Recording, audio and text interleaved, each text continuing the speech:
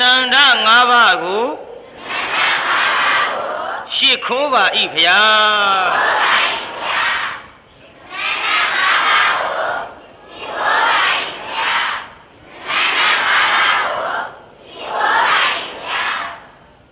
ဥသုံးကျေ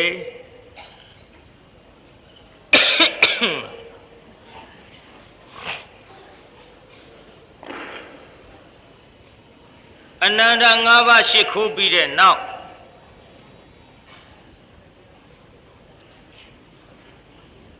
ဒီကနေ့ပြေမြို့မှာဘုန်းကြီး၄ညမြောက်တရားပွဲ1338ခုနယုံလဇန်9ရက်နေ့ညမနေ့ဖြန်ကတညကြံသေးဒီနယုံလဇန်9ရက်နေ့ညမှာ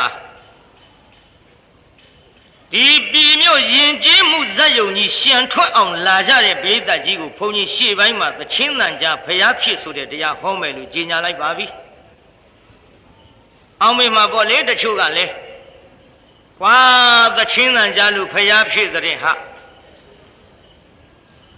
သချင်းဆိုတန်တဲ့ဘုန်းကြီးဆိုတော့သချင်းဆိုခြင်းဒါနဲ့အမီတွေလျှောက်ပေးနေတာပါကွာလို့လည်းအောက်မေ့ခြင်းအောက်မေ့ပဲလိမ့်မယ်တချင်းတန်ကြားလို့ဖျားဖြစ်တယ်ဆိုတော့လေခမည်းတော်ပြည်မြို့ကကျုပ်ဟိုတချင်းလို့ဒီလိုဆိုလွန်တာပေါ့လှုပ်ချင်လှုပ်ကြပြီလိမ့်မယ်ဟုတ်တယ်လေဒီလိုဆိုလွန်တာပေါ့ဆိုတဲ့တချင်းကလည်းတပြေလုံးနှံ့သွားတယ်ဟိုမြို့ရောက်လဲဒီလိုဆိုလွန်တာပေါ့ဟိုရွာရောက်လဲဒီလိုဆိုလွန်တာပေါ့ဒီလိုဆိုလွန်တာပေါ့လွန်ကုန်ကြပါပြီယောက်ျားတွေမှဆိုတယ်အောင်မေမိန်းမတွေကလည်းရှင်လဲဝဲလွန်တာပေါ့နော်ဘွက်ပေါက်လို့သူခင်းနဲ့သူပေါ်တဲ့သချင်းတွေအပြစ်တင်စရာမလိုပါဘူးဤထဲဆန်ရှားစီရှားပါတယ်ဆိုမှဟိုသချင်းရရှိသေးရှိတော့ရှိတယ်ရှားတယ်ရှိတော့ရှိတယ်ရှားတယ်သူခင်းနဲ့သူပေါ်လာဒါကြောင့်တရားနာပရိသတ်ကြီးဒီလိုဆိုလွန်တာပေါ့လဲမလုပ်ကြနဲ့သချင်းတန်ကြလို့ဖျားဖြစ်တယ်ဆိုတော့ဖေတော့မောင်တော့သချင်းမဟုတ်ဘူးဗျဖျားဖြစ်လို့တဲ့သချင်းဆိုတာတော့ကြသဘောပေါက်လာပါလိမ့်ကျုပ်ကလည်းသချင်းနေနဲ့ပတ်သက်ပြီးတော့ဝါဒနာအမတန်ကြီးခဲ့တဲ့သချင်းမှာဘုန်းကြီးပါတရားနာပြိဿဝါဒနာကြီးလွန်းလို့ဒီဝါဒနာကြောင့်လည်းကျုပ်ဒုက္ခဖြစ်ခဲ့ဘူးပါတယ်ဒုက္ခဖြစ်တာလေးပြောရအောင်ကျန်ဒီကမှာတရားနာပြိဿမောင်မြတ်မောင်ဆိုတဲ့လူတယောက်ရှိတချင်းဆိုအင်မတန်ကောင်းကြောင်းရောက်လာရင်သူကဘင်ဂျိုလေးနဲ့ကျုပ်ကလည်းသူရောက်လာမှစီးတဲ့ဝါးနဲ့တွေ့ရကဲမင်းတီးกว่าငါစီးဝါးလိုက်နောက်ငါတီးမဟဲ့မင်းစီးဝါးလိုက်သူတချင်းဆိုကျုပ်ကစီးဝါးလိုက်အဲ့ဒီသချင်းကျုပ်ကအတော်သဘောကျတယ်နိုင်ငံတော်ခေါင်းဆောင်ကြီးများကြဆုံးတဲ့သချင်းစစ်ကြီးလားစစ်လေးလားမသိပါဘူး6ခွဲလား9လဲမှလားမပြောတတ်ဘူးအဲ့ဒီသချင်းကျုပ်ကရေးယူတယ်အတန်သွားနားထောင်ရင်ငါဆိုကြည့်မယ်မင်းစီးလိုက်ဟိအဲ့ဒီဝါဒနာပရိသတ်နည်းနည်းလေးနားထောင်ကြည့်ဦးမလားဆိုရမှာရှက်ရောပေါ့ပရိသတ်ကနားမထောင်ကြတော့ဖြေမှန်းဖြေပဲကျုပ်ကတော့ကြဘုန်းကြီးဆိုတော့ကရုံးကြီးနဲ့ကောင်းမှုဗျပရိသတ်ကြီးဟိုကျုပ်ဝါဒနာပါတာလေးပြောမလို့နည်းနည်းလေးနားထောင်ကြည့်ဦးမလားမှန်တောင်းဆိုမဲ့လူလည်းရှိသားနော်ဒါကျုပ်ပြစ်လွတ်တာပေါ့လေဘုန်းကြီးကသချင်းဆိုတဲ့ကွာဆိုသူတို့ကနားထောင်နေတယ်ဆိုလို့ပါဗျာလို့ညားထောင်ကြည့်တရားနာပြိဿဗမာပြည်လွတ်လာရဲ့ကိုအောင်မောင်းကိုင်ငါအခါကကြံရွယ်ဖြစ်ရတဲ့ကံကြမ္မာရဲ့ရဲဝအောင်ဆောင်ပါတယ်တော့ရဲအလုံးလေးငါပြစ်ထားတာကိုအဖျားတော့တတ်ကြဘုန်းကြီးအကုန်ဆိုလို့မကောင်းဘူးမကောင်းမသိငါများမချမ်းဘူးတလုံးချမ်းတာဟဲ့နားထောင်ကြည့်ဗမာပြည်လွတ်လာရဲ့ ကိုအောင်မောင်းကင်ကအခါကကြံရွယ်ဖြစ်ရတဲ့ကံကြမ္မာရဲ့ရေဘောအောင်ဆန်း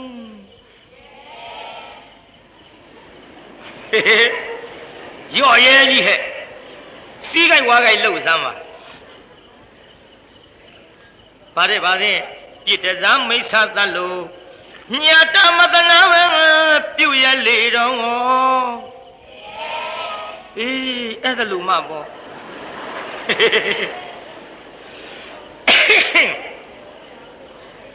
ဇာတသစိတ်မွေးလို့ပြုရှာကြတယ်လူပါလာရဲ့တဘိုးကြရင်တဘိုးတက်မယ်အောင်မန်းကိုစုခူးမယ်ဗမာရဲ့မန္တိုင်းရင်ရိုင်းနွမ်းပေါ်ကွယ်ညီညာရစီကွယ်ဗမာလူလူရဲ့တရားနဲ့ညီစွာဗမာမှန်ရင်သွေးနဲ့လေယာ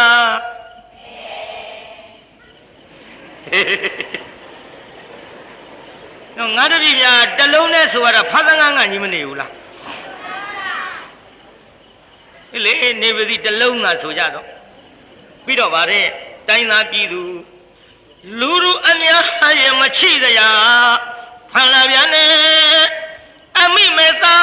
ရင်နဲ့ငါလိုခိုးကိုရမယ်ကြုံလာပြန်တော့တဲ့တိုင်းသားပြည်သူလူလူအများရဲ့မချိစရာ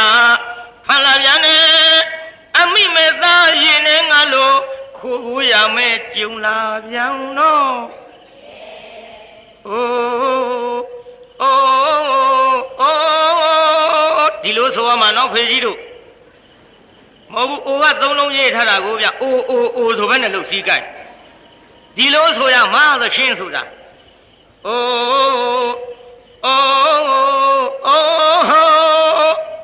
ကြည်မြည်တသွဲသွဲစီမနိုင်တောင်းမရတဲ့နင်တို့မိစ္ဆာလက်ချက်ဦးလို့ဦးမြနဲ့ဆရာချိုးရဲ့ဆရာရာဇက်နဲ့မန်ပါခိုင်တို့ရေမရဏလန်ကိုမြန်ရရှာတဲ့ညီနောင်နှစ်သွဲမှန်မျောလို့ရဲ့ဇာတာတခွင်ဆန်းကျဲလာတဲ့မလျှော့ကြနဲ့ပမာတို့ရဲ့နောင်တဘူကြရင်လက်တွေ့ပြရဘာပြောကျင်သေးတယ်အစင်းကိုပြေလို့အတန်စမ်းကြည့်တာပါကျုပ်တန်ကန့်နေလို့ခံကြမကြဟာလန့်တာကွာ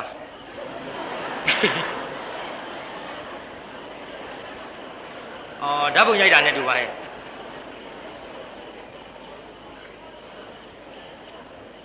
ငါရန်ကုန်နှညာဟောကွယ်ပရိသတ်2000ကျော်လိုက်နဲ့ရက်လိုက်တဲ့ဓာတ်ပုံရှံသိပြစ်တဲ့အတိုင်းပဲတဝင်းဝင်းနဲ့တခါလန့်သွားကဲကြည့်တော့ကောင်းပြီလေတရားနာပြိဿကျုပ်အတန်ကအော်ရင်တော့ဟန်ကြပါအခုကျုပ်လာနှိပ်ပေးနေတဲ့တရုတ်ကြီးလို့ပေါ့ဟုတ်တယ်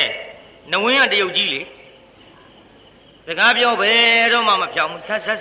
ဆရာတော်ဖယားမထစ်နေတာဒီထက်တရားနာပြိဿဘရုမဒေဝီသချင်းမြသူကကျုပ်ဆိုပြသချင်းဆိုတယ်တလုံးမှမထစ်ဘူးကျုပ်တန်လည်းတရုတ်ကြီးလို့ပေါ့လေကျုပ်တန်လည်းတရုတ်ကြီးလို့ပေါ့တရားနာပြိဿတလုံးမှမထစ်တယ်လို့ပေါ့တရားနာပြိဿနည်းနည်းလေးဆိုကြည့်လိုက်တော့လေကျုပ်တန်ဆင်ပြေပါတယ်တရားနာပြိဿကဲဒီတော့ကောင်းပြီတရားနာပြိဿအခုခမည်းတော်ကိုပြောနေတဲ့တခြင်းကိုဆိုပြီးတော့ဘုန်းကြီးလေသင်တန်းတက်ထားအဲ့ဒီဘုန်းကြီးနဲ့တခြင်းဆိုပဲဖြစ်တဲ့မောင်မြတ်မောင်တရားနာပရိသတ်ရေဘာအကြောင်းကြောင့်ရေတော့မသိဘူးပေါ့တောင်ပြုံးပွဲတွင်ကြီးကျိုးစွဲချသေးပါရောပရိသတ်ရေပရိသတ်ကြီးမောင်မြတ်မောင်ပါဖြစ်ကျိုးစွဲချသေးတယ်ကျိုးစွဲချသေးတော့ကျုပ်လည်းမနေနိုင်လို့သွားကြည့်တယ်တရားနာပြိဿလေမင်းကအရှိကြီးမျက်လုံးညပြူးလို့ရှာကြီးကထွက်တဆေးမကြောက်ဘူးပါဘူးဘုန်းကြီးပြန်နေနာနေခဲ့လှပါပြီ မသားရနာစောင့်ခဲ့လှပါပြီတစ်ဆေးမကြောက်ဘူးပါဘူးအဲ့ဒီနေ့ကတော့နေဝင်ရည်သရောလေးကြောင်းပြန်တဲ့ဓမ္မီလည်းမပါဘူးအသားမိကြီးလေးခါကြညှက်လို့ကျုပ်ကတိုက်ထဲတရားနာပြိဿတယောက်ထဲအိတ်တော့တိုက်ထဲဝင်မျက်မှောင်ရဲ့မျက်နှာကျုံမျက်စီတွေကမထွက်ဘူးကြောက်လိုက်တစ်ဆေးမကြောက်တဲ့ဘုန်းကြီးဒီထဲတရားနာပြိဿကြောက်နဲ့တကားပေါက်ကလေးဖွင့်ပြီးတော့ကျုပ်ဝင်သွားတာကျုပ်တကားပေါက်လေးဖွင့်ပြီးတော့တိုက်ထဲလဲဝင်လိုက်ရောတရားနာပြိဿကြောက်နဲ့အကွာဘာပြောကောင်းမလဲပြိဿကြီးဝေါင်းဆိုခုတ်ချဟာကျုပ်လန့်သွားတန်တော့မျက်မှောင်လိုက်လာပြီတရားဟောဘုန်းကြီးမလိမ္မာဘူးကြောက်တာအဲ့ဒီတုန်းကမျက်မှောင်လိုက်လာပြီဆိုပြီးတရားနာပြိဿကြောက်နဲ့ဓမ္မီကလည်းမပါတော့ခါးကြညှက်ထားတဲ့အသားမိကြီးဆံကလေးထုတ်ပြီးချစ်မလို့လဲရွယ်လိုက်ရောညောင်းသေနာဘောအကြောင်းဘယ်အချိန်ကကြောင်အိမ်မော်တက်နေမှမသိကြောက်ရောက်မှခုန်ချလိုက်တော့ကျုပ်မျက်မှောင်ထင်တာဗောစိတ်ပေါက်ရှိတာနဲ့အဲ့ဒီကြောင်ကျုပ်ရိုက်ထုတ်ကံကောင်းလို့ကြောင်မကျိုးတယ်ဝါဒနာပရိသတ်ဒါကြောင့်တရားနာပရိသတ်ကြီးဝါဒနာပါသောလဲပဲတရားနာပရိသတ်အားဒီကနေ့သချင်းဆိုခြင်းလို့ရိုးမယ်ဖွဲ့ပြီးတော့သချင်းတန်ကြဖျားဖြစ်လှုပ်လိုက်ခြင်းမဟုတ်ပါဘူးဗျာဒါကြောင့်တရားနာပရိသတ်အားဒီဝါဒနာကြောင့်ဒုက္ခဖြစ်ခဲ့ပုံလည်းပြောပြပြီးပါသဖြင့်သချင်းတန်ကြဖျားဖြစ်ဆိုတာလေးနည်းနည်းပြောကြစို့ဒီမှာမဟုတ်ပါဘူးပြိဿသိဟိုမှာပေးစာကြီးဘယ်မှာတော့သိဟိုမှာတရားနာပြိဿအဲ့ဒီသိဟိုမှာတရားနာပြိဿကြီးခလေးမလေးတယောက်ဟောကျွတ်တို့အဖေနဲ့တကွာသား9ယောက်အဖေနဲ့သား9ယောက်နဲ့ပေါင်းတော့10ယောက်ပေါ့ပင်မင်းပန်းမနဲ့တော်တဲ့ကပြန်အလားရွာရဲရောက်တော့မောင်းတောင်းသမားကလေးတယောက်တချင်းဆူသံကြားရရက်နားထောင်လိုက်ဟဲ့သားမြနားထောင်သားတချင်းဟဲ့နားထောင်စားဟဲ့ဆိုတော့ကလေးမလေးဆူလိုက်ဇရာယပရိမာရိတံမိလာတသမ္မာနေတိတံမရဏိဘိဇတိဧတံမေသုသဂသမမိတ်တံဒါပဲတချင်းဆိုတာဒီတိုင်းဒါကျမ်းဂန်နဲ့ပါတယ်ပါဠိဒါဘုန်းကြီးပြောနေတာတချင်းဆိုတော့လေတရားနာပရိသတ်ရေတချင်းတာနဲ့တော့တူအောင်ဆိုမှဖြစ်ရိုးရိုးကတော့ဒီတိုင်းပဲဇရာယပရိမာရိတံမိလာတသမ္မာနေတိတံမရဏိဘိဇတိဧတံမေသုသဂသမမိတ်တံတချင်းလို့ကျမ်းဂန်နဲ့ပြထားတော့ကလေးမလေးဆိုတာတချင်းတာနဲ့တူအောင်တော့ကျုပ်ဆိုပြရဇရာယဟာပရိမာရိတံမိလာတသမ္မာနေတိတံတူတော့ခုနှစ်ငါပါဠိပဲမျက်စိလည်မသွားနဲ့ဇရာယဟာပရိမာရိတံမိလာတသမ္မာနေတိတံမရဏေဘိဇတိဧတံမေသုသဟာကသမမိတ်တာဆိုလိုက်ပါဠိဆိုတော့သချင်းနဲ့တော့တူသွားပြီဘိသကြီးသဘောကိုနားလည်သေးရဲ့လားအေးဒါကိုနားလည်အောင်ရေးထားတဲ့ဆိုကြည်စားနောက်ကအားလုံးဤခန္ဓာရွင်ရပြအောင်ဖြစ်တဲ့ဇရာပါနောက်ကလူတွေအကုန်လုံးဆိုကြကျုပ်ကလေးတွေနဲ့ကြီးပြင်းမထားနဲ့တရားတောင်းတဲ့အဖွဲ့နဲ့ကြီးပြင်းမထားနဲ့နောက်ကအကုန်လုံးဆိုကြ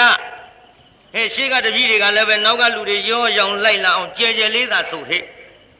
နားထောင်တော့ဖျားဖြစ်တဲ့သချင်းဆိုစမ်းမဤခန္ဓာရွင်ရပြအောင်ဖြစ်တဲ့ဇရာပါ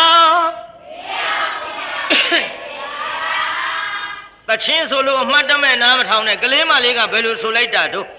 ဒီခန္ဓာကိုယ်ကြီးပြည့်စည်အောင်ဖြစ်စည်းတာဇရာတရားတဲ့ဖေကြီးတို့အမေကြီးတို့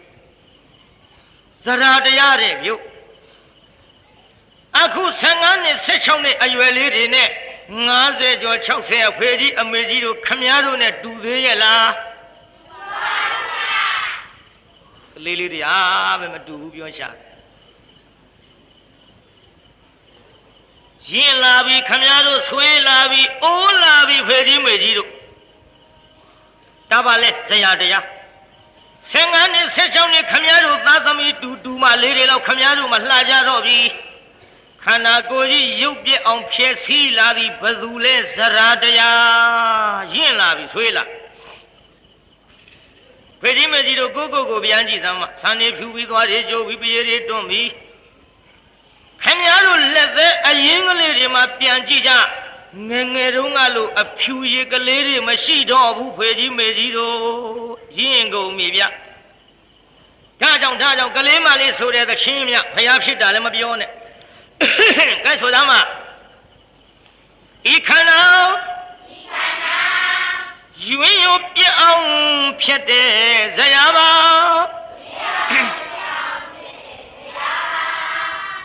ညွန်းဝငါရေပါမိရရှာတေချာဆိုဟေ့ညွန်းဝငါရေပါမိရရှာခန္ဓာကိုယ်ကြီးပေါ်ဖုံးလွှမ်းထားတဲ့ညှိုးနွမ်းတဲ့အရေပါးလေးကိုမိနေပါတယ်တဲ့ဗျခမည်းတော်ခန္ဓာကိုယ်ဖုံးလွှမ်းထားတဲ့အရေပါးလေးပြန်ကြည့်စမ်းမြပြေးတာကြီးခြင်ကြိုက်တော့ရဘူးလားဆောင်းတွင်းမချမ်းဘူးလားနှွေးကမပူဘူးလားကြဘိုးကြိုက်ရဘူးလား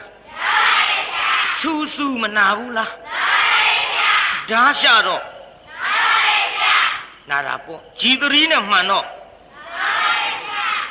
ဒီခန္ဓာကိုအရေးပါလေးဘယ်ဓမ္မမခံနိုင်ဘူးတဲ့တရားနာပိဋကရဲ့ဘယ်လိုဓမ္မမခံနိုင်တဲ့ဟောဒီအရေးပါလေးနဲ့မှီပြီးတော့နေရတယ်ကြည်တရားနာပိဋကသေးသေးချာချာမြို့သူတွေနဲ့တောသူတွေရှင်းကြည့်စားတောသူတွေဆိုတာနေဘူးတဲ့ထွက်နေကြရွက်ကြမ်းရေကျိုးနွားနှကောင်နဲ့လဲထွန်းလိုက်ရအောင်မလားခင်းခိုးလိုက်ရအောင်မလားတောင်းကြီးတွေရွက်လိုက်ရအောင်မလားရတယ်ဒါပေမဲ့လို့ဟောဒီမြို့မှာနေတဲ့တဏခပမှာခြေစုံကောင်းစုံလိမ့်နေတဲ့မိမတွေတောသူလေးတွေလို့3 နာရီလောက်နေဘူးတဲ့ထွက်ကြည့်သေတော့မှမျက်နှာကြီးကြလို့ရှုံမဲမခံနိုင်ဘူးကြမ်းနေတာဒီထဲဘာပြောတော့မအရေးထမ်းနေတော့ကိစ္စမရှိဘူးတဲ့နေဘူးတဲ့ထွက်တာတဲ့ငါအသားတွေမွဲ6ကြီးအရေးပါပူတဲ့ဓာတ်လည်းမခံနိုင်ဘူးအေးတဲ့ဓာတ်လည်းမခံနိုင်ဘူးမှန်လားတရားနာပိဋကကြီးဒါပေမဲ့လို့နေဘူးတဲ့နေပါများတဲ့လူကအရေးထဲနေတဲ့လူတဲ့တော့ဓာတ်ခံနိုင်တယ်သဘောပေါက်ရဲ့လားပိဋကကြည်တရားနာပိဋကကြီးအဲ့ဒီအရေးပါကိုမှီတဲ့အကြောင်းကိုလည်းဟိုကဆိုပြ။ကဲဆိုလိုက်စမ်းပါညွန်းဝငါအရေးပါမှီရရှာအဟုတ်ပင်သေးမမလွဲပါဘုန်းကြီးမို့ရိုးရိုးဆိုပေးနေတာနော်အိမ်ကြတစ်မျိုးဆိုခြင်းဆိုပေါ့အဟုတ်ပင်သေးမမလွဲဟာဒီလိုသွားရင်သွားဟာအိမ်ကြတော့ဘုန်းကြီးမို့ရိုးရိုးဆိုပေးနေတာကဲဆိုစားဟေ့အဟုတ်ပင်သေးမမလွဲပါဒီခန္ဓာကိုယ်ကြီးကဇာတိစလာတာတနည်းသေးရမှာတဲ့ကလေးမလေးကဘာတဲ့ဆိုလိုက်စမ်းမတကယ်ပဲစိတ်ခါသေမင်းအစာဖြေဝင်နေတော့ဒါ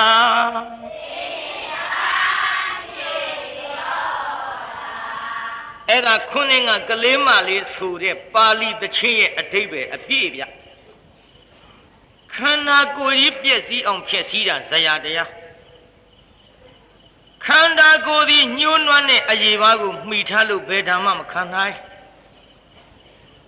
မှတ်ထားနော်သေချာတနေ့ဒီခန္ဓာကိုယ်ကပျက်စီးပြီးတော့သေရဒီခန္ဓာကိုယ်ဒီတနေ့ကြတော့သေမင်းရဲ့ခံတွင်းသို့သက်ဆင်းရမယ်ဒီသချင်းဆိုလိုက်တော့တရားနာပရိသတ်သားအဖ၈ယောက်လေဟဲ့သားများနားထောင်သားနားထောင်သားခန္ဓာကိုယ်ကြီးကိုပျက်စီးအောင်ဖြစ်စီးတာဇရာတဲ့သားတော်မင်းတို့၈ယောက်နဲ့အဖေနဲ့မတူပါဘူးအဖေကအိုပြီးမင်းတို့ရဲ့ရုပ်အဆင်းပြက်ပြီးဇရာကြောင့်ကလေးမလေးဆိုတဲ့သချင်းသိမ့်မှန်တဲ့ကွညှိုးနွမ်းတဲ့အရေးပါကိုမိတဲ့သားတို့အဖေတို့ရဲ့ကြည်စမ်းမှအရေးပါနေဦးတွေကလာတော့အမတန်ညှိုးနွမ်းနေတယ်တနေ့တော့လေသေမာတဲ့သားတို့ရဲ့တနေ့ဒီခန္ဓာကိုယ်ကြီးသေမင်းခံတွင်းကိုသက်ဆင်းရမှတဲ့ကြည်နော်အချင်းတန်ကြလို့ရနာထောင်ကြ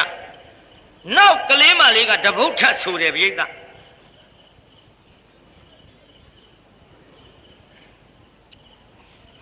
ကိမိနာအာရယအေဟေတံနာနာကုဏပပုရိတံအတုစီဝဇနာအေတံကရလိခန္ဓာသဗ္ဗံဣဒံလို့ဆိုလိုက်ပြမဟဲ့ဧသာကြီးဆိုလိုက်ပြီမဲ့လို့သဘောပေါက်ရဲ့လားပေါက်ပါဘူးခင်ဗျာဟဲ့ပါဠိဆိုတော့ဆိုသံကြားလိုက်ပြီမဲ့ပရိသတ်ကြီးသဘောပေါက်ရဲ့လား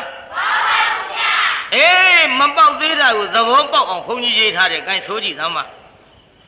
ဘိုးမျိုးရှိစေတရားမိယာခန္ဓာကိုယ်ကြီးထဲမှာဟဲ့ခန္ဓာကိုယ်ကြီးထဲမှာဟဲ့ပေးသားကြီးပိုးမျိုးဘယ်လောက်တဲ့ပိုးမျိုး80ရှိအကောင်ကြီးလားအမျိုးလားဟဲ့အမျိုးရှိသေးတာနော်ဒါကြောင့်မနုဿတ္တဘာဝဒုံလဘောလူအဖြစ်ရခဲ့တယ်လို့ဘုရားဟောတာပေါ့ဒီထဲတချို့လူတွေကသမန်ငါရှံငါဘုရားစကားကပြက်ကချော်လို့ပါတဲ့လူအဖြစ်ရခဲ့တဲ့မနုဿတ္တဘာဝဒုံလဘောဆိုတာဟုတ်မထင်ပါဘူးတဲ့လူအဖြစ်ရခဲ့တဲ့ဆိုရင်မြို့တွေကျင်းသွားမှာပေါ့တဲ့ရွာတွေငယ်သွားမှာပေါ့တဲ့လူတွေရော့သွားမှာပေါ့တဲ့အခုတော့မြို့တွေချဲ့ရရွာတွေချဲ့ရအိမ်တွေဆောက်ရမြားတောင်လာသေးတဲ့ဟေးလူအဖြစ်ရခဲ့တဲ့ဆိုတာဟုတ်ဖူးกว่าတဲ့လွယ်ပါတယ်กว่าတဲ့6လ10လဆိုတယောက်တော့ဘယုတ်ဒုက္ခဆန်တဲ့လူတွေဘုရားဟောဖြစ်စည်းပြီ6လ10လသူတို့တယောက်မြန်နာလာတွက်တဲ့တရားနာပရိသတ်ကြီးကိုင်လူအဖြစ်ရခဲ့ဘုံကျုပ်ကခမည်းတော်ကိုသေသေးချာချာပြမယ်ပရိသတ်ကြီးခမည်းတော်အိမ်နေဆောက်မထားဘူးလားကျုပ်စိတ်ဆင်းရဲပါစာယုံတဲ့လူတွေရှမ်းလာအောင်လာတဲ့အိမ်မဆောက်ရတဲ့လူကအများကြီးပါနော်ဟုတ်တယ်အိမ်မရှိရမရှိဒီအတော်များတယ်နဲ့တူတယ်တခါတော့ငါတွေအိမ်မဆောက်ဘူးအိမ်မရှိဘူးဆိုရင်ကျုပ်ဆင်းရဲတယ်လေအိမ်ဆောက်ရင်လည်းပြောကြပါပေးသားကြီးခမည်းတော်အိမ်တွေဆောက်မထားဘူးလားအော်တရားဝဲလာတဲ့လူတွေအကုန်အိမ်ရှိနော်စိတ်ချမ်းသာသွားပါပြီဒီလိုလဲလောက်ပါဦးမှာပေါ့ခမည်းတော်ဟာအဲအိမ်နေဆောက်ထားတော့ပရိသတ်ကြီးဘသူနေဖို့ဆောက်တာအေးလူတွေနေဖို့ခမည်းတော်ဆောက်တဲ့အိမ်တွေမှာပရိသတ်ကြီးဘသူတွေနေကြတော့ဟုတ်ရဲ့လားပြေမြို့သတိထားဖြေလူနေဖို့အိမ်တွေဆောက်ပြီးခမည်းတော်အိမ်တွေဘသူတွေနေကြတော့တပည့်တော်တို့ဆိုတာလဲလူပဲဘာဖြစ်လို့ပြောင်းသွားတာလို့ခမည်းတော်ပြောလိုက်တာကလူတွေနေပါတယ်ဖယားလို့ပြောပေမဲ့လို့ကျုပ်ကလူတွေရင်မကဘူးထင်တယ်နော်ကဘူးထင်တယ်နော်တောရွာတရွာသွားဟောတာပရိသတ်ကြီးလူတွေနေဖို့ဆောက်တဲ့အိမ်ဘသူတွေနေတုံးဆိုလူတွေနေပါတယ်ဘုရားတဲ့ပရိသတ်ကြီးခုံးရလားဆိုကလေးတွေကတရိษံနေပါကွာအဲ့ဒါလို့လည်းမလုံနဲ့လေလို့လူနဲ့တရိษံရောနေတယ်လို့ဖြေပါကွာလို့ပရိသတ်ကြီးခမည်းတော်ဆောက်တုံးကတော့လူနေအိမ် ပရိသတ်ကြီးနေတော့ဘသူတွေနေကြတော့ကဲလူရောတရိษံရောနေနည်းနည်းမင်းမဲ့ပရိသတ်ကြီးရောနေတဲ့လူနဲ့တရိษံခမည်းတော်အိမ်ဘသူကများတော့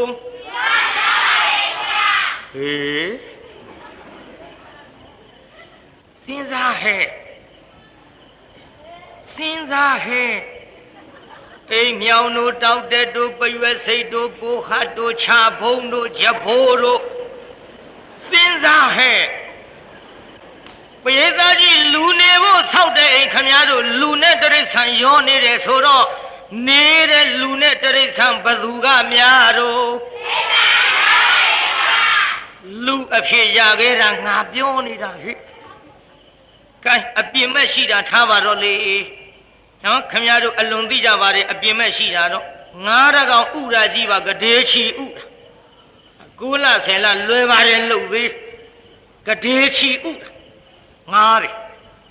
ခမည်းတော်အိမ်ရှိတဲ့ခွေးတွေနွားတွေဝက်တွေမွေးတာတပြုံကြီးခမည်းတော်လူတွေသုံးမှာဘူးဆိုလွန်းနေပြီသုံးမှာဘူးဆိုတာတောင်ပူးထွက်လာတာမဟုတ်တယောက်ချင်းထွက်တာဒီလောက်ထိအောင်ပြောမကောင်းပါဘူးကိုလွယ်ပါတယ်ဆိုတဲ့လူတွေအတွက်ကျုပ်ကစိတ်ထဲမှာတရားနာပိဋကဖယားစော်ကားတဲ့ထင်လုံးလို့ကျုပ်ပြောနေတာမှန်လားတရားနာပိဋကကြီးဒါကြောင့်တရားနာပိဋကကြီးအဲ့ဒီအပြင်ဘက်ရှိတာတွေထားပါတော့ခမည်းတော်လူနဲ့ရောနေတာကျုပ်ပြောမယ်ဒကမကြီးတွေခမည်းတော်ခေါင်းပေါ်ဘာတွေပါတော့သမင်းနေအရင်ဖြေပါပေသားကြီးခေါင်းမော့ဘာတွေပါတော့သမင်းနဲ့ဘာတွေရှိတော့မေးရအောင်မဲ့ဒကမကြီးတို့ခမည်းတော်လူတယောက်ခေါင်းပေါ်မှာတန်းတကောင်နဲ့လားအများကြီးလားလူဖြစ်ရခဲ့တာကျုပ်ကတော့ပေါ်အောင်ပြောနေတုတ်လို့မနိုင်ဘူးတချို့မိန်းမတွေများဘုန်းကြီးတွေဆုံးခံကြွလာတာမမြင်ဘူးရှေ့ကမိန်းမနောက်ကမိန်းမကဒူးနှလုံးနဲ့ခွာရှေ့ကလူဇက်ကျိုးမတက်တကြွတ်တုတ်ဒီတဲ့ရှေ့ကမိန်းမကပြောတယ်ကောင်းလိုက်တာကိုယ်သက်ကြနှမျောတယ်သူများအသက်သက်တာကောင်းတယ်ဘာများသွားအရသာခံတယ်မသိ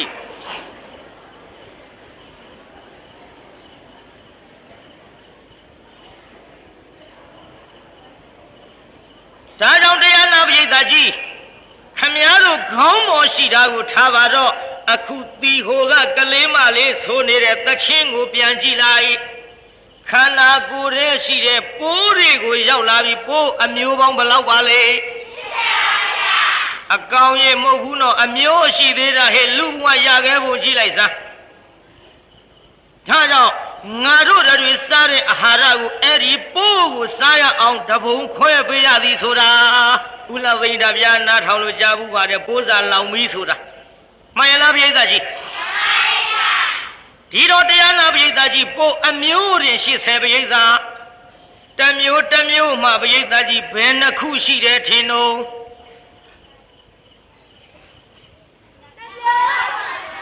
နှမျိုးမလုံးနဲ့လေတစ်မျိုးတည်းဘယ်နှခုရှိတယ်ထင်တော့ခမည်းတော်လို့ပေါ့ဗျာအခုဒီတရားနာလာတာလူတွေပဲတစ်မျိုးတည်းမှမဟုတ်ဘဲနဲ့ဂိုင်းခမည်းတော်လည်းနှစ်ခုပဲဘာခုတော့ဆိုတော့ယောက်ျားတစ်ခုမိန်းမတစ်ခုဘုန်းကြီးလိုပညာတင်များနေပြီဘုန်းကြီးလည်းတစ်ခုပဲဦးစင်းလည်းတစ်ခုကိုရင်လေးလည်းတစ်ခုပဲအဖွားကြီးလည်းတစ်ခုပဲမိန်းမပြိုလေးလည်းတစ်ခုပဲပေါက်စာလေးလည်းတစ်ခုပဲတခုတည်းဘလောက်များချုပ်လိုက်တော့လဲနှစ်ခုပဲကဲသိရောပေါ့ခင်ဗျားတို့လိုတရားနာပရိသတ်ကြီးပိုးတစ်မျိုးမှတရားနာပရိသတ်ကြီးတခုတည်းမဟုတ်ဘူးပိုးဒီကတခုပိုးမကတခုဘယ်နှခုလုံးပရိသတ်ဒီနှစ်ခုကဒီတိုင်းရနေရလားပရိသတ်ဘယ်နေမလို့မြခင်ဗျားတို့လိုပေါ့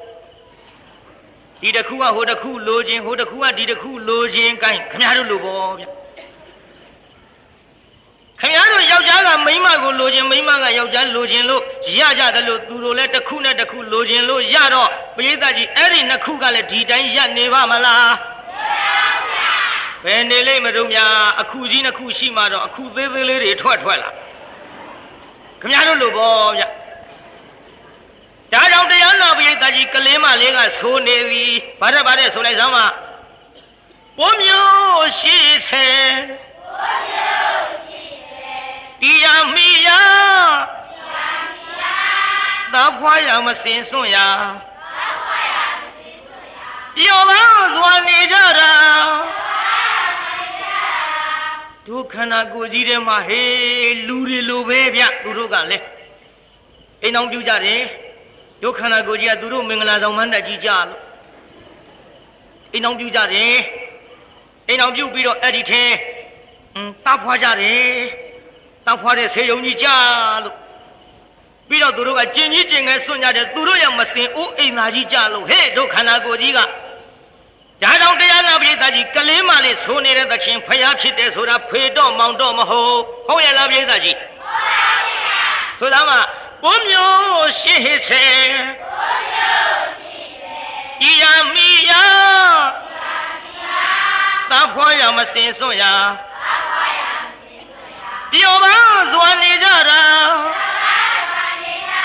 တကယ်ရန်တွေ့တော့ဆေးရုံကြီးရဲ့တန်ထမဒီနေရာအတော်ပါတယ်နော်စီးမပြေဘူးမအောင်မင်းနဲ့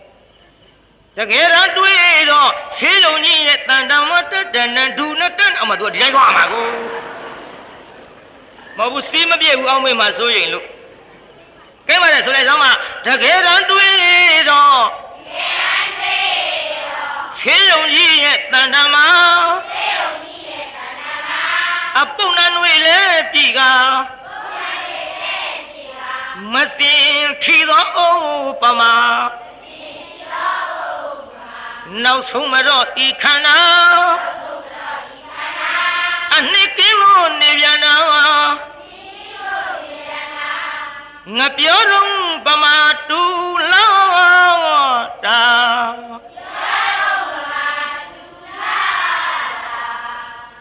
ကိုင်တရားနာပိဋကကြီးသဘောပေါက်ဗလားပိဋကဟေးဖျားဖြစ်တယ်ဆိုတော့အဲ့ဒီသချင်းတန်ကိုသားအဖရှေ့ရောက်ကြားတော့လေနှစ်ပင်ချေနဲ့ကဘာတသိမ့်ဖြစ်မှဖြစ်တော်မူကြတဲ့ဣစေကဗုဒ္ဓခေါ်တဲ့ဖယငယ်တွေဖြစ်ကုန်ကြသည်သံမုတ်စိတ်ရိပ်ပြီးဝါ60ရောက်မထေကြီးခဲ့သော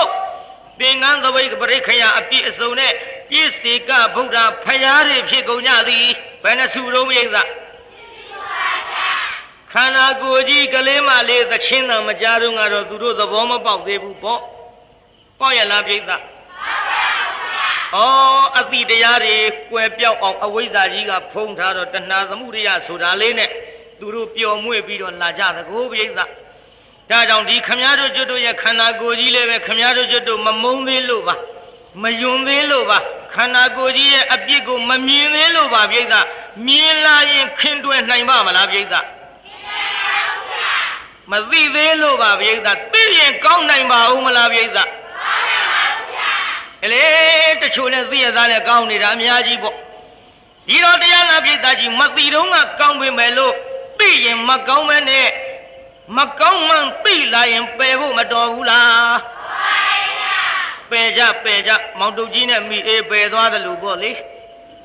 ပြေးသားကြီးဘသူနဲ့ဘသူပယ်သွားတယ်လို့မောင်တုတ်ကြီးနဲ့မိအေးဟဲ့ပြေးသားကြီးဘသူနဲ့ဘသူတော့ကျွတ်တို့ဗမာပြည်ကမောင်တုတ်ကြီးနဲ့မိအေးမောင်တုတ်ကြီးကတန်တဲ့ပစ္စည်းတွေတရွင်းတို့ဒူးတို့ဒဇင်းတို့လှုပ်ပြီးရှမ်းပြည်ရှမ်းရွာသွားရောက်တကိုဗျသွားရောက်တော့တရားနာပိဋကရေသွားကန်ဒီမိအေးကမှားတယ်ကိုတုတ်ကြီးတဲ့သူများတိုင်းပြည်သွားရမှာနော်တဲ့ရှမ်းပြည်ရှမ်းရွာဆိုတာပညာသည်တွေပေါ်တဲ့သူများကြွေးတိုင်းလည်းမစားနဲ့ပြီးတော့လေသူများအရာကိုသူများမကြိုက်တဲ့နေရာကိုတုတ်ကြီးတော့ကျင်ကြီးကျင်ငယ်မစွန့်နဲ့နော်ကျင်ကြီးကျင်ငယ်စွန့်လို့သူတို့မကြိုက်တဲ့နေရာစွန့်ပြီးရင်ပြုတ်စားလို့တော်နဲ့ကြုံနဲ့ပြန်တွေ့ရမှာမဟုတ်ဘူးကိုတုတ်ကြီးကြုံမှားတဲ့စကားနားထောင်သွားပါမောင်တုတ်ကြီးကလည်းအေးပါကွယ်ငါသာပြောနေမင်းလည်းပဲအိမ်ထဲကအိပ်ပြင်းမထွက်နဲ့နော်မင်းကသနာခါတွေဖုံလုံးအောင်လိမ့်ပြီးတော့ထွက်လဲတတ်တယ်ငါမရှိတော့မင်းကြိတ်တတ်တဲ့သနာခါမလိမ့်မဲထားပိုးကောင်းတော့နှမရဲ့ ဟိုလူတွေတလောက်ပြောမထင်ပါဘူးကျုပ်ကရှာရှည်နေတာပြောလေကလားလို့ပေါ့ဗျာကိုင်းတရားနာပြည့်သားမိအေးကရေစာရင်တောက်ဖို့ရလှဲနောင်ပြီးဝါးကြည့်တော့ချိတ်ပေးလိုက်သွားပြီမောင်တုတ်ကြီးရှမ်းပြေရှမ်းရွာရောက်တော့တရားနာပြည့်သားနောက်ဖေးသွားခြင်းမြို့ပြည့်သားမောင်တုတ်ကြီးပါသွားခြင်းအော်သူများအတိုင်းပြေကျင်ကြီးကျင်ငယ်မစွန့်နဲ့တဲ့မိအေးမှားလိုက်နောက်ဖေးကလည်းသွားခြင်းဒုက္ခပဲအလေအပြန်မိအေးနဲ့တွေ့မှာမဟုတ်ဘူးဒါကြောင့်လူပြူစားမခံရအောင်ရေစာရင်တောက်ဖို့ချိတ်ပေးလိုက်တဲ့ဝါးကြည့်တော့ထဲမောင်တုတ်ကြီးနောက်ဖေးတွေသွားပြီဖြစ်တယ်လို့သွားတာပေါ့ပြိဿနောက်ဖေးတွေသွားပြီးတရားနာပြိဿရှမ်းပြေလှဲ့ရောက်လိုက်တာဒါကြီးကမဲပြီးတော့ပြန်လာတော့လည်းမသွန်မိဘူးဗမာပြေပါလာပြိဿကြီးပါမလာဘူးလားပြိဿပါလာတော့တရားနာပြိဿအိမ်ရောက်ပြီးအေးကကိုတုတ်ကြီးမလီတော့ချိုးရတဲ့တန်နေနဲ့ရေလေးမိုးလေးချိုးကြည့်အောင်လေမောင်တုတ်ကြီးကရေမိုးချိုးထွက်သွားမိအေးကတရားနာပြိဿလှဲပေါ်တက်ပြီးလက်ဆောင်ရှာတာပေါ့လဲပေါ်တော့လက်ဆောင်မတွေ့ဘူးလှဲနောင်ပြီးရောက်တော့ဝါးကြီးတော့ငုံနှမ်းလိုက်ရက်ကကြာအနံ့ကပြောင်းနေတော့မိအေးအထင်မှားကြည်စံကိုတုတ်ကြီးငါချစ်ရှာလုံးလို့ရှမ်းပြေရှမ်းရွာကရှမ်းပဲဘုတ်တွေလက်ဆောင်ယူလာခဲ့မာပဲ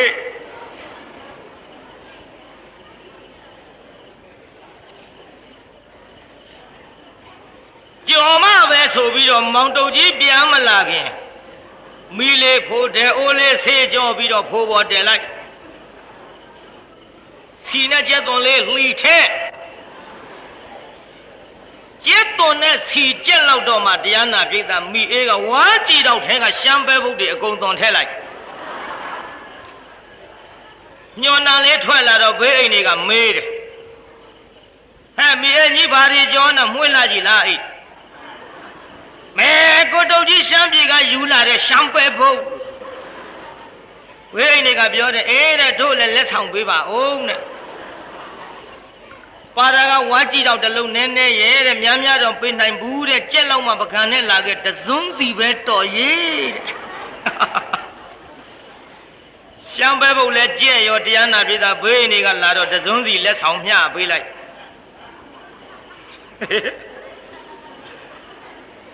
ကြော်ပြီးမှတော့စားရုံရှိတာပြန်လာပြီမောင်တုတ်ကြီးပြန်လာတော့ထမင်းမွဲပြင်းပြီးတော့ရှမ်းပဲဘုတ်တွေတရားနာပြီးသားအလဲတဲ့ပကံကြီးနဲ့ခလဲကောင်ကမမမြတ်မြတ်ပေါ့မိအေးကလင်းကိုယိုသေးတော့တရားနာပြီးသားဥဖြာဖြာဇွန်းနဲ့မောင်တုတ်ကြီးပကံများနဲ့ပုံပေးလိုက်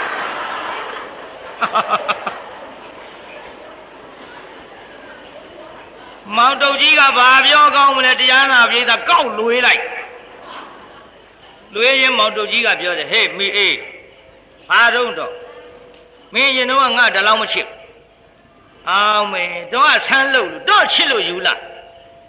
မဟုတ်ဘူးတဲ့မင်းနဲ့ငါနဲ့ရလာတာကြာပြီအရင်တော့ကမင်းငါတလောက်ကောင်းတဲ့ဟင်မျိုးချက်မကြွေးအတော်ရတာတွေ့ကောင်းတယ်ဆိုပြီးတော့လေအိမ်ကြရှမ်းပဲဘုတ်တွေလှုပ်စားမနေပါနဲ့ဒါနဲ့တရားနာပြိဿရေမောင်တုတ်ကြီးကစားရင်ဝါရင်နေပါဦးကွယ်မင်းရင်တော့ငါတလောက်မချစ်ဘူးဒီဟင်းမျိုးမင်းငါတခါမှချက်မကြွေးဘူးအောင်မေတော့ဒီဟင်းမျိုးချက်ကြွေးရအောင်တော့ကလည်းဘယ်တော့မှဒီလိုလက်ဆောင်ကောင်းယူခဲ့ဘူးလို့စားရင်ဝါရင်ပြောနေတာပေါ်ကြတော့မှနောက်မိလေးကလည်းလွေးမဲတော်ပြောတာလည်းမပြောနဲ့ကောင်းတယ်ကိုတော့ဒါပတိတော်ပါလာတယ်လက်ဆောင်ဟေးမိအေးတော်ငါလည်းဘာလက်ဆောင်မှမယူခဲ့ဘူး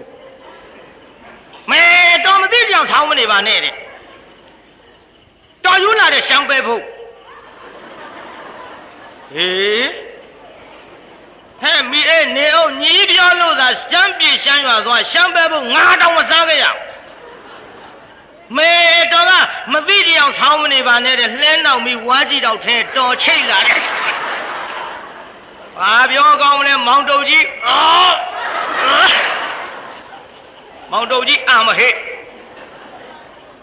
ဟုတ်တော့ကိုတုတ်ကြီးဘာဖြစ်လို့အနာတော့ကျုပ်လည်းစားပြီးပြီတော့မိအေးရောတဝုံဝုံနဲ့အံလိုက်တာသူတို့ပဲလို့ပဲအညာပဲမဲလို့ဘေးအိမ်တွေကလည်းဟင်းစားကောင်းတဲ့အကြောင်းလာပြောဖြစ်မှဖြစ်ရမယ်မဗလားဆိုအသင်းနဲ့အဖွဲနဲ့တဲကြောက်เสียကောင်းဟဲ့မောင်တော်ကြီးနဲ့မိအေးဟဲ့မောင်တော်ကြီးဗျာကွယ်ရှမ်းပြည်ကမင်းယူလာတဲ့ရှမ်းပဲပုတ်စားကောင်းဟောဗျာထုတ်ကောင်းပဲဟင်မင်းဖေးနေပေးကလားသူတို့တောင်းလို့ကြုံလဲတစွန်းဟင်ထုတ်ကောင်းပါပဲဟာအော်နဲ့အာတော့ဟဲ့မောင်တော်ကြီးဗျာမင်းတော့ဟဲ့မင်းတို့ညီတို့ဘာလို့အာရတာတော့မောင်တို့ကြီးကပြောတယ်ညာမေးမနေပါနဲ့မပြောပါရစေနဲ့ခင်ဗျားတို့အပြန်ရတော့ဟဲ့နေပါဦးကွမင်းတို့ဘာလို့အာနာတော့ကိုင်းများမထူးပါဘူးစားမိတဲ့လူချင်းဆိုတော့ပြောရတော့မှာပေါ့ခင်ဗျားတို့ပေးလိုက်တာရှမ်းပဲဖို့မဟုတ်ဘူးဟင်ဘာတွေတော့ဒူလဲစားပြီးပြီအဲ့ဒါရှမ်းပဲဖို့မဟုတ်ဘူးဗျို့မိအေးကသူများအတိုင်းပြေကျင်ကြီးကျင်ငယ်မစွန့်နဲ့ရှမ်းပြေကလူပြူစားလိုက်မယ်ဆိုပြီးတော့လှဲနောင်ပြီးဝါးကြည့်တော့ချိတ်ပေးလိုက်တယ်ဗျရေစာရင်တောက်ဖို့ဒီလေရေတောက်ဖို့ချိတ်ပေးတာနဲ့ရှမ်းပဲဖို့နဲ့ဘာဆိုင်တော့ကွဗျာကျုပ်ကသူများအရာကျင်ကြီးကျင်ငယ်မစွန့်ရတော့အဲ့ဒီဝါးကြည့်တော့ထဲကျုပ်နောက်ဖေးသွားလာတာအဲ့ဒါနဲ့ရှမ်းပဲဖို့နဲ့ဘာဆိုင်တော့ကွ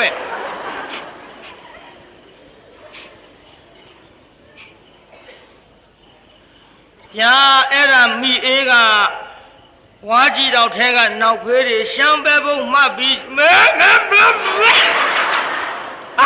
ဖေးအိမ်ကတော့ကုန်ဝိုင်းအောင်ညလက်နိုင်ပြီးအံလိုက်ကြတာတရားနာပိဋကတဝောနဲ့တော်ပါသေးရဲ့တရားနာပိဋကသူတို့ဘုန်းကြီးကြောင့်ဆုံးရင်မထဲလို့လိမ်မျိုးပြောခြင်းပြောရောကိုယ့်ဘက်ကတော့လွတ်အောင်ရှောင်မဒါပတိဒီလိုပါတရားနာပြေးတာဟိုမောင်တုတ်ကြီးကညနေပိုင်းပြန်လာတော့ညနေစာဆိုတော့ဘယ်အကြောင်းဆုံးရင်လောင်းဖြစ်လေမနေ့ပိုင်းဆိုရင်ပါခြင်းပါလာဦးဒီတော့မှတရားနာပြေးတာကြီးမစင်မှမသိတော့ကကောင်းတယ်ဘာလို့ကောင်းပါလဲညော်နံကလေးကဖုံးထားတော့မစင်နှမပေါ်စားပြန်တော့လေအရသာကရှိနေသည်ဒါကြောင့်တရားနာပိဋကကြီးခမည်းတော်ကျွတ်တို့လေမောင်တုတ်ကြီးကိုစံထားလို့လင်မယားနှစ်ယောက်နဲ့ဘေးအိမ်နေဟောတရားနာပိဋကနောက်ထအရင်တုန်းကတော့ဖြင့်မစင်မှန်းမသိလို့စားခဲ့တော့လေမစင်မှန်းလဲသိရောကြောတဲ့ဒဲအိုးခတ်တဲ့ပကံစွန်းအကုန်လုံးစီယိုတဲ့လွှင့်ပစ်ပါတယ်ဗျာနောက်ထစားသေးလားပိဋကကြီးမစင်မှန်းမသိလို့ကောင်းပေမဲ့လို့တရားနာပိဋကကြီးမစင်မှန်းသိလာတော့ကောင်းသေးရဲ့လားမစွန့်ပြစ်ကြဘူးလားဒါကြောင့်ခမည်းတော်ကျွတ်တို့ခန္ဓာကိုယ်ကြီးလဲခုနှစ်ငါတော့ငါဖျားဖြစ်အောင်ဆိုလိုက်တဲ့ကလေးမလေးဆိုတဲ့သချင်းလိုများသဘောကျပြီးတော့သာအဖရှိရောက်ပြည့်စေကဗုဒ္ဓတွေဖြစ်ကုန်သလိုဒီခန္ဓာကိုယ်ကြီးယွန်းမမုံမကြောက်မလန့်မအခုတော့ခမည်းတော်ကျွတ်တို့တွေကအဝိဇ္ဇာဆိုတဲ့ညှော်နှံကလေးဖုံးထားတော့တဏှာဆိုတဲ့အရာသာကိုကောင်းတယ်လို့ထင်နေကြပါသည်မှန်လားပိဋကကြီးမှန်ပါဗျာ ဒါကြောင့်ပိဋကကြီးအဝိဇ္ဇာညှော်နှံကြီးကိုဖြင့်ခမည်းတော်ကျွတ်တို့ပညာဆိုတဲ့အလင်းရောင်နဲ့ယူပြီးတော့တရားနာပိဋကကြီးစွန့်ပစ်ဖို့မတော်ဘူးလားပိဋကမှန်ပါဗျာတဏှာသမှုရိယကြီးခွာဖို့မတော်ဘူးလားတော်တယ်ဆိုရင်ဖြင့်တချင်းတန်ကြလို့ပြီးဟိုမှာဖျားဖြစ်တဲ့ဇလန်းဒီရှေ့ပိုင်းမှာအခုနေထီတန်းသွားပါပြီဗျာမှန်လားပိဋကကြီးမှန်ပါဗျာဒါကြောင့်ခိတ္တခဏလေးရပ်ဆိုင်လို့ဟာပတိုင်းပေးပါမယ်ဖြတ်ပိုင်းကလေးနဲ့အခန်းရှင်များလဲလှူလို့ကကြုတ်ထံမှာလာပြီးတော့လှူနိုင်ပါတယ် ဒီလိုအခမ်းမတတ်နိုင်ဘူးဆိုလဲငါကြ30အစိတ်30 50တရားမိမိတို့တတ်ဆွမ်းသမျှကြိုးစားပြီးတော့လူထောင်နိုင်ကြပါစေကုန်သတည်း